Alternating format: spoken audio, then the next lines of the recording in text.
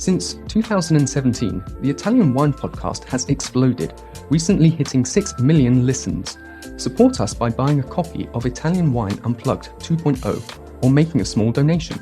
In return, we'll give you the chance to nominate a guest and even win lunch with Stevie Kim and Professor Attilio Scienza.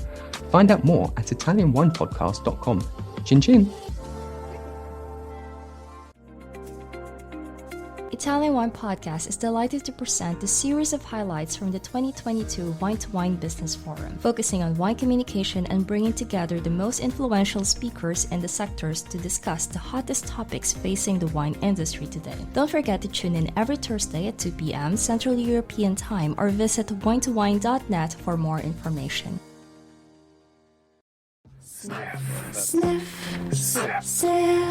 All right, they're going to have to join. Okay, 61 people so far. Hello, everybody. My name's Stevie Kim, and this is not the Ambassador's Corner, although I'm in the podcast booth. We don't know how to dress now. I've got my cashmere turtleneck on because it's hot, it's cold.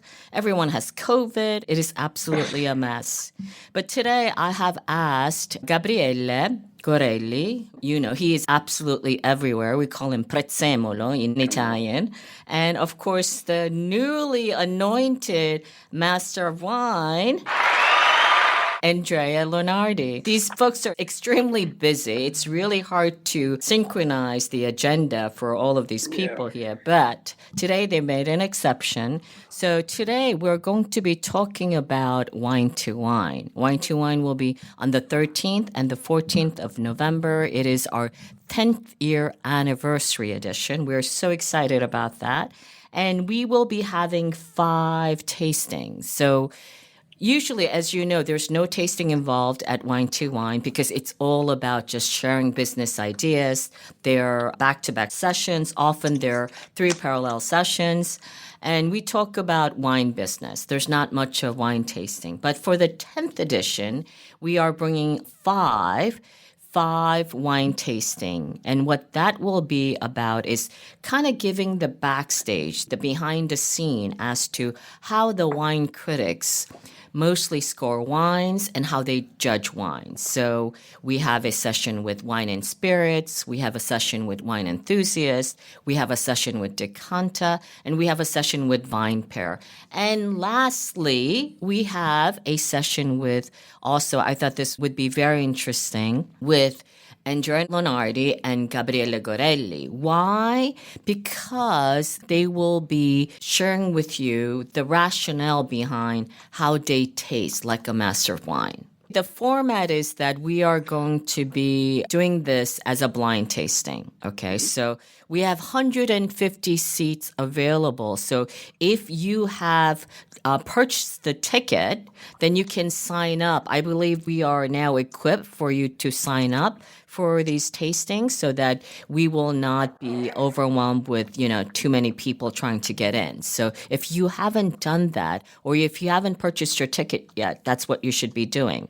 And sign up for their session, which is on Monday. Do you remember what time it is? It's 3 to 3:45. Yeah. Andrea and Gabriele, tell us what you'll be doing. We'll do this in about just 10 minutes. We won't talk about this forever, but tell us kind of the format and the purpose and your philosophy behind this blind tasting. Andrew, you want to go first? Yeah, thank you. Yeah, he's the boss.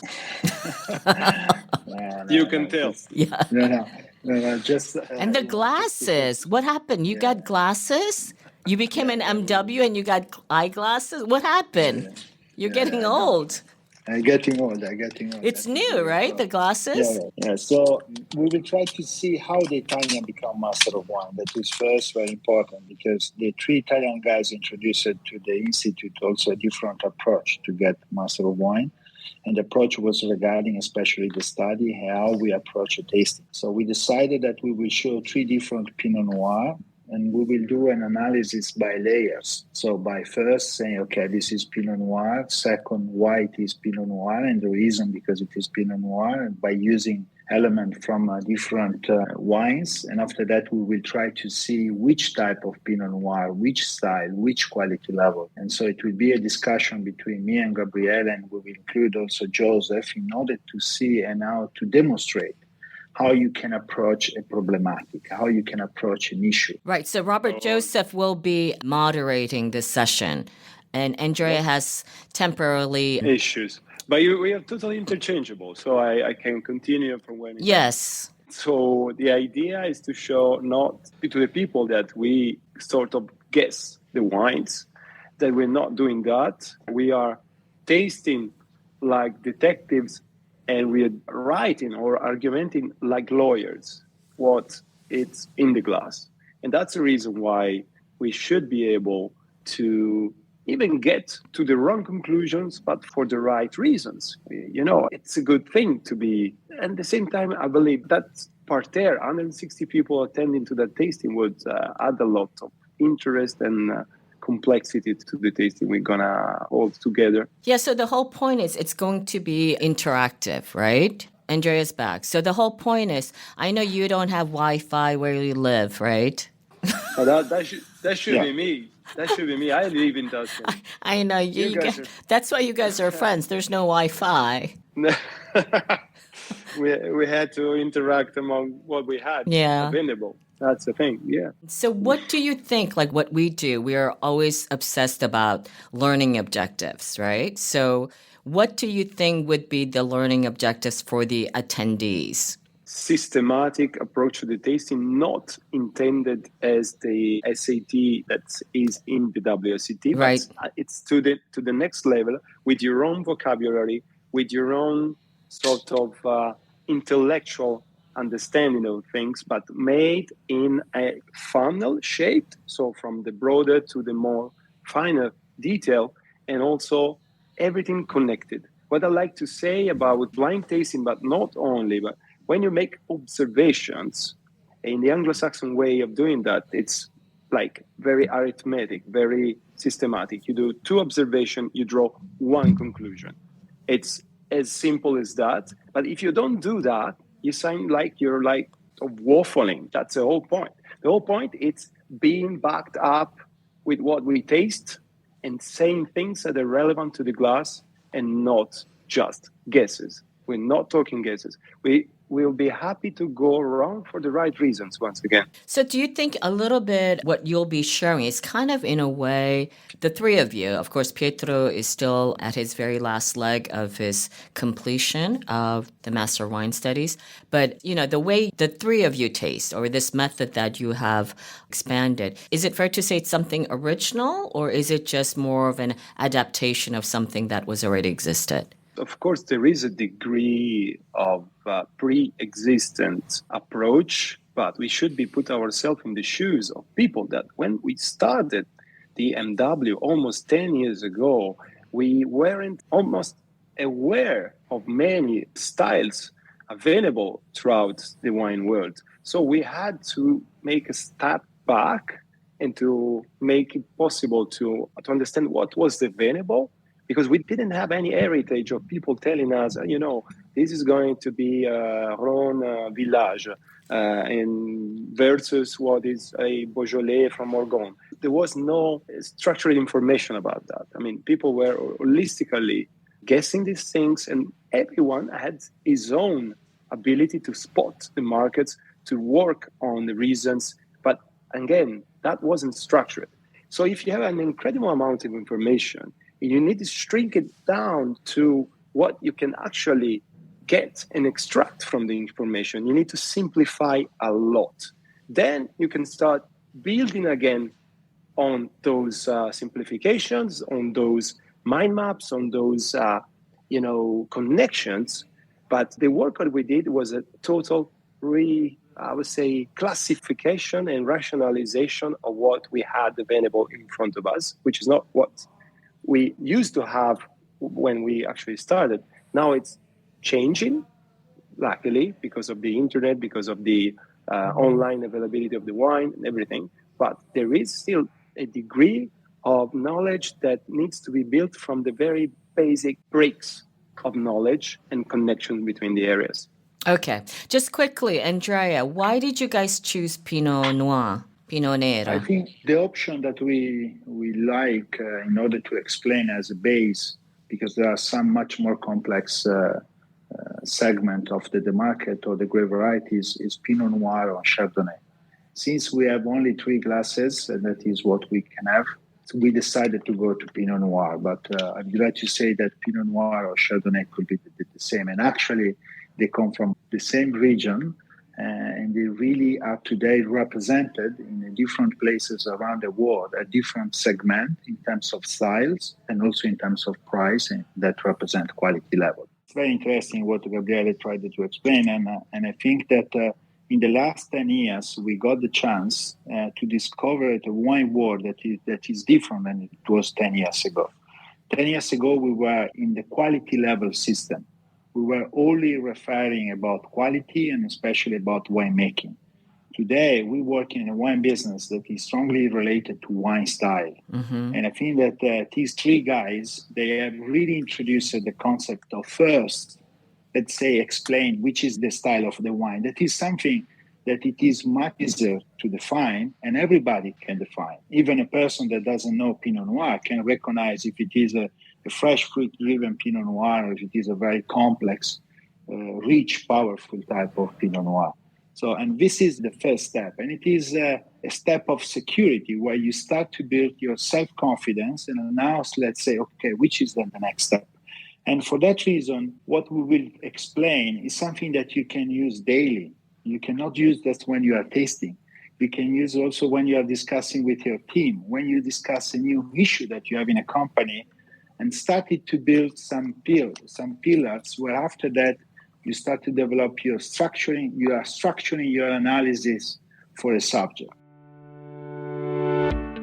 Wine2Wine Business Forum. Everything you need to get ahead in the world of wine. Supersize your business network. Share business ideas with the biggest voices in the industry.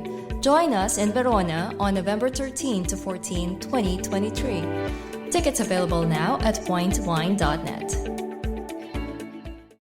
So we will try to transfer that, a methodology of working, not how to taste exactly a Pinot Noir. It's not our need, I think. No, Gabriele, what do you think? No, that's exactly what it is. I mean, it's having to take home a sort of a method that will help you in many ways. And it's just a structure of the method that you can apply on many things you do. And also it's also about communicating effectively, which is increasingly important in our world. Because if you don't show that you know other things and that you are aware of a certain context some things lie in, you took initiative but without having a backup on knowledge or consciousness of what things are about. You know, I'm just very excited to have you both leading this tasting. It's the first time you guys are doing it together, right?